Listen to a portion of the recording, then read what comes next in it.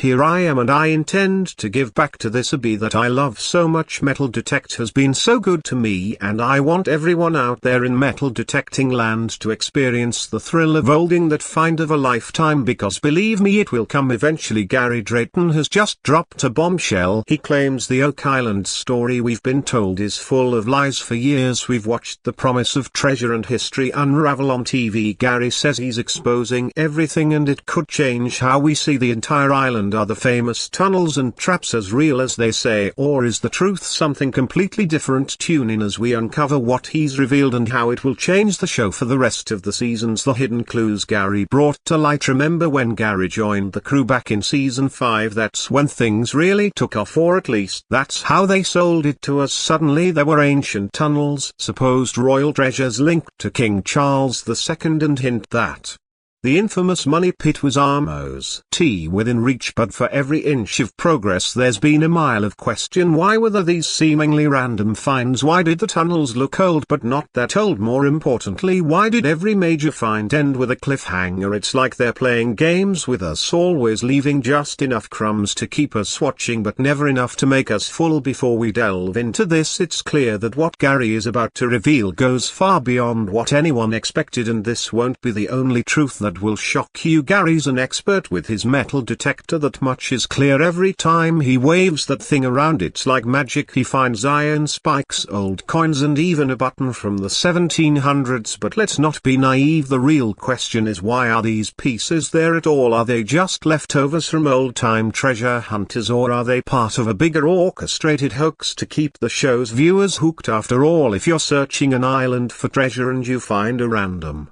railroad spike, shouldn't that just make you pause and think about how many people have already tried and failed to crack this case? It feels a bit like they're throwing scraps to make us think we're on to something. And what about this money pit? It is possible that H is very near the original money pit, so we have to look deep. Everyone talks like it's the holy grail of buried treasures, but let's look at the facts. Since 1795 people have been trying to get to the bottom of it. Hundreds of years, millions of dollars spent, and dozens of teams trying their best. And what do we have to show for it? Traps, tunnels, and lots of water. Every time they think they're getting somewhere, something happens. The pit floods, a shaft collapses, or they're blocked by bedrock. It's almost as if the island itself is fighting back, protecting whatever things it might have. But after so many failed attempts, isn't it possible that there's just nothing down there? Maybe the real treasure is the thrill of the hunt and the money made off people hoping to see it found. Let's not forget the drama that's unfolded with these supposed finds. Coins linked to King Charles II, a stone path leading somewhere strange. All these things feel so conveniently placed, almost like they're part of a script, something designed to keep us glued to the screen. Sure, the finds are interesting, but what if they're planted, or worse, not that important? Gary's finds, like that glowing chest we never got to see opened, always seem to lead to more questions. We're always on the verge of uncovering something groundbreaking, but we never quite do. It's frustrating, right? It's almost like they want us to be in suspense forever, to keep us watching without ever giving us a real conclusion. And what about the old-timers who first dug on Oak Island in just a few short weeks? Rick and Marty Lagina along with their team will be back for the mind-blowing season 11 premiere of The Curse of Oak Island. The kids who found that dip in 1795, the Inlo Company who tried in 1803, and even President Franklin Roosevelt. Everyone's tried to solve this question. They used steam power drills, pumped out water, and dug until they're blue in the face, only to be met by more water or a cave-in. Why would anyone go to so much trouble to keep people from finding what's in the pit, unless of course there's nothing there at all? Could it be that the so-called traps and flood tunnels are just a coincidence? Maybe it's nature playing tricks on everyone, making them believe they're getting closer when they're actually chasing a ghost. The truth is, Oak Island is as much a story about failure as it is about adventure. For every hopeful treasure hunter who arrives on the island, there's another who leaves disappointed and empty-handed. Yet somehow that hasn't stopped anyone from trying. The Lagina brothers, with all their resources, are still at it, finding old wood, bits of parchment, and even human bones. It's impressive, sure, but it's not exactly a treasure chest full of gold, and every time they get close it feels like the island just finds a new way to shut them down. Is it Cursed maybe, or maybe it's just one big trap designed to keep people digging forever, never finding the actual treasure they've been promised. I was looking for proof, show me the proof. Okay, here's the coin, here's the proof. Okay, I just have one question. Yeah, it can feel this coming. Gary Drayton's finds are no different. He uncovers coins, old buttons and iron spikes, each one sparking excitement but ultimately leading nowhere. It makes you wonder if the island's treasures are real or if it's just a game that's been played for centuries. Even with modern technology and a huge budget, the team is stuck where everyone else has been trying to piece together a story that's half written and full of missing pages. Are they getting close, or are they just digging a deeper hole? The truth is elusive, and the deeper they go the murkier it gets, and maybe, just maybe, that's the point, to keep the question alive, to keep us guessing, and to make sure that Oak Island remains just out of reach. Every dig brings something new, making it feel like the biggest discovery might still be buried somewhere below, chasing shadows beneath Oak Island. Oak Island has been the subject of countless stories and legends for over 2 centuries. The idea that there is hidden treasure beneath the island is captivated imaginations, luring people into an endless chase. But if we strip away the hype, what are we really left with? A place that resists giving up its answers, and a series of digs that have uncovered more traps than treasure. And yet the dream persists. The appeal of finding something monumental keeps the adventure going, even though it seems like the island is just playing a cruel trick on every treasure hunter who steps foot to the famous money pit. Supposedly the heart of the treasure has become more of a black hole of help and resources. Originally discovered by teenagers in 1795, the pit quickly gained a reputation for its complexity. As the dig continued, the hunters realized that it wasn't a natural formation. Wooden platforms, scattered tools, and evidence of deliberate construction gave rise to theories about what might lie at the bottom. Pirates, lost artifacts, even sacred relics. People began to speculate wildly. The deeper they went, the stranger the discoveries, but nothing of real value ever came up. It all sounds like a set, doesn't it? A way for the island to keep people intrigued but never truly rewarded. Many teams came after those first young explorers, each one convinced that they were going to be the ones to unlock Oak Island's question. The Inlo Company in 1803 thought they were on the brink of finding something but were thwarted by flooding that seemed almost supernatural. Every time they tried to dig deeper, the pit would fill with water, leading them to believe that the treasure was intentionally booby-trapped. Fast forward to today, and the Legina brothers are still dealing with the same issues. We can use that to project the line of the tunnel. Rick, you and I got to go down there, explored the bottom yet to see where the tunnel is, so let's go get suited up. I want to go down that shaft. Advanced technology, millions of dollars, and what have they uncovered? Wood bones, a few coins, nothing definitive, nothing that screams treasure. It's almost tragic how much has been invested in this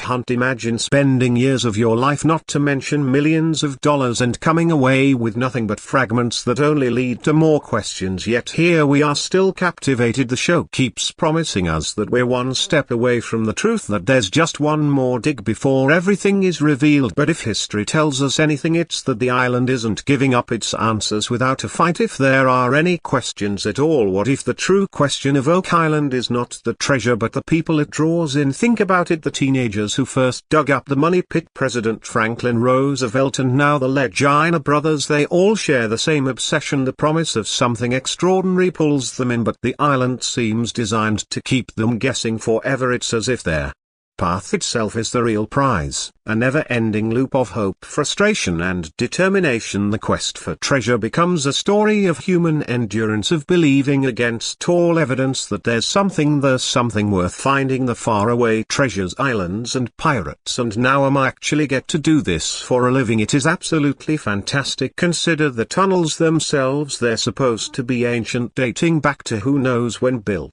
with a precision that has everyone baffled. But why would someone go to all that trouble to hide something only to leave enough clues that it could eventually be found? It doesn't add up. If these tunnels were meant to keep people away, they're doing a terrible job. After all, the hunt has never stopped. It's almost as if the tunnels were built to be found, to lead people on and keep them digging forever. And if that's the case, then Oak Island isn't a treasure trove, it's a riddle that's designed to never be solved. The swamp is another key feature of Oak Island that has drawn our lot of attention. It's been described as a man-made structure with stones laid in deliberate patterns and traces of old wooden beams buried beneath. The swamp seems to hold some kind of clue, but every time they investigate they end up with more questions. Theories about shipwrecks, ancient roadways and ceremonial sites have all been thrown into the mix, but at the end of the day they've yet to find anything that definitively explains what the swamp's purpose is. Is it just another part of the island's grand deception, or does it really hide something monumental? Again, the lack of concrete answers keeps us guessing, and that's exactly what keeps the story alive. Each item found brings more guesses, but the island keeps its answers hidden, leaving everyone wondering if they're getting closer or further away. Treasures that stay out of reach. Another notable figure in the Oak Island saga is blacksmith Carmen Legg, whose insights into the artifacts often bring more intrigue than resolution. His identification of tools and metal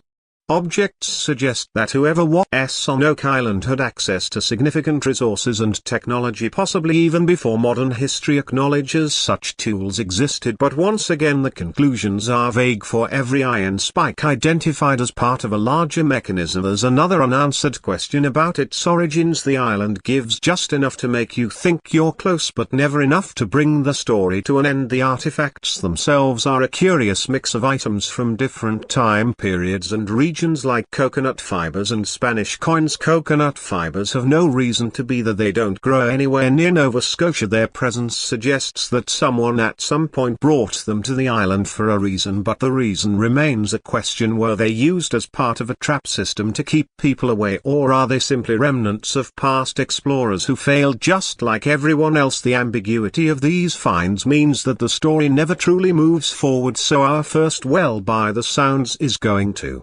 BN 13. So 13 is covering their baby blob and the golden egg. Yep, seems like a good idea. It just goes in circles, offering more possibilities but never any real answers. And then there's the legend of the curse. Supposedly 7 people must die before the treasure is found. So far 6 people have lost their lives in pursuit of Oak Island's questions. The idea of a curse adds an eerie, almost supernatural element to the story, something that keeps people on edge and makes every dig feel like it could be the last. But is the curse real, or is it just another layer added to make the legend more compelling? The deaths are tragic, no doubt, but attributing them to a curse seems like an easy way to keep the narrative alive without actually finding anything substantial. The show has made a point of highlighting the technological advances that the current team has at their disposal: ground-penetrating radar, sonar scans and heavy excavation equipment, and yet despite all of this technology they seem to be no closer to finding a definitive answer than the teenagers who first dug up the money pit with their bare hands. The technology gives the illusion of progress, but the results are always the same: a few relics, a new tunnel and a lot of speculation. It's almost as if the island is mocking them, letting them get just close enough to keep hope alive but never enough to actually find the truth. Hey, I've got a signal over here, this is so cool. It's a ring. The team has even brought in experts from different fields: geologists, archaeologists, historians, all trying to piece together the problem. Each expert brings a new theory, a new perspective, but none of them have been able to provide a definitive answer. They found evidence of human activity but not of treasure. They've uncovered clues that point in 100 different directions, but none that lead to a final conclusion. The experts add credibility to the search, but they also add complexity, making it harder to see the forest for the trees. The more information they gather, the less clear the picture becomes. It's this constant state of almost but not quite that keeps the audience coming back. The show dangles the promise of a big reveal, but it's always just out of reach. Every episode ends with a teaser for what might be found next, but the payoff never comes. It's a clever way to keep people hooked, but it's also incredibly frustrating. At some point you have to wonder if there's anything to find at all, or if the real treasure is the path itself, the adventure, the hope, the camaraderie among the team members. Maybe that's what Oak Island is really about, not the gold but the story of people who refuse to give up even when the odds are stacked against them. The Legg brothers are nothing if not determined. They've invested time, money and a significant portion of their lives into this search, and it's not just about the treasure for them, it's about solving a question that's fascinated them since they were kids. They're driven by a need to know, to be the ones who finally uncover the truth. But what if there is no truth to uncover? What if the real story of OK Island is that there's nothing there, that it's all been a wild goose chase from the start? It's a hard pill to swallow, but it's one that needs to be considered. The truth, if there is one, might be far less glamorous than anyone wants to admit. Maybe Oak Island was never a treasure site. Brothers Rick and Marty Lagina and their team, I'm all in. I want to throw everything we got at it. It begins. Maybe it was a hiding place for something that's long since been removed, or maybe it was just a convenient spot for people to stash things temporarily. The layers of logs, the flood tunnels, the strange artifacts, they all tell a story, but it might not be the story we want to hear. It might be a story of people who hid things only to come back and take them again, leaving behind just enough to keep the legend alive. And yet, despite all the setbacks and disappointments, there's something undeniably compelling about the search. The idea that there could be something hidden beneath the earth waiting to be found is a powerful one. It taps in to a basic human desire for adventure, for discovery, for the chance to find something that no one else has. Oak Island might not hold a treasure chest full of gold, but it holds something else, a promise of adventure, of question, of the unknown, and maybe that's enough. While Oak Island keeps people searching, other islands have their own stories of lost treasures that draw in hopeful adventurers, islands of gold that never gave it up. Treasure islands, let's be real, they're the stuff of wild dreams. Right over the years, countless islands have been linked to legends of buried riches, pulling explorers and treasure hunters like moths to a flame. The truth is, most of these people come back with nothing but empty pockets and bigger stories, yet the appeal of finding hidden gold and jewels is just too good to ignore. Let's break down some of the most famous treasure islands that keep getting all this attention despite not really delivering the goods. Take Coco's Island for example, off the coast of Costa